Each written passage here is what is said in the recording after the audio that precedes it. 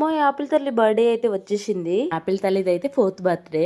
చూస్తూ ఉండగానే చాలా పెద్దోడైపోతున్నాడు మా యాపిల్ గాడైతే.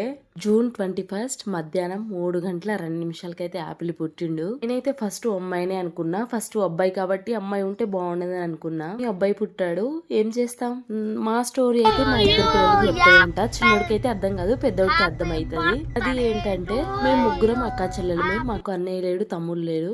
చిన్నప్పుడు చాలా బాధపడ్డా, అన్న లేడు తమ్ముడు లేడని. అందుకని మిమ్మల్ని ఇచ్చారు నాకని వాళ్ళకి చెప్తా ఉంటా నేను. దేవుడు నా బాధ విన్నాడు కాబట్టి ఇద్దరు నాకు ఇచ్చాడు. మా నలుగురిలో ఎవరి బర్త్డే అయినా సరే ఏం ప్రాబ్లం లేకుండా నాకుంటే తప్పనిసరిగా అయితే మేము టెంపుల్ కి అయితే వస్తాము. పిల్లలకి అది మస్ట్ గా మనం అలవాటు చేయాలి. బర్త్డే కి తప్పకుండా మనం టెంపుల్ కి వెళ్ళి దర్శనం చేసుకోవాలని. శివుడికి అభిషేకం కూడా చేపించాము. ఇప్పుడు టెంపుల్ లోనే 12 అయిపోయింది. దాని తర్వాత చాక్లెట్ స్వీట్స్ తీసుకొని స్కూల్ కి అయితే వెళ్ళాము. యాపిల్ స్కూల్ కి. యాపిల్ కి ఈవినింగ్ గిఫ్ట్ కూడా ఉంది.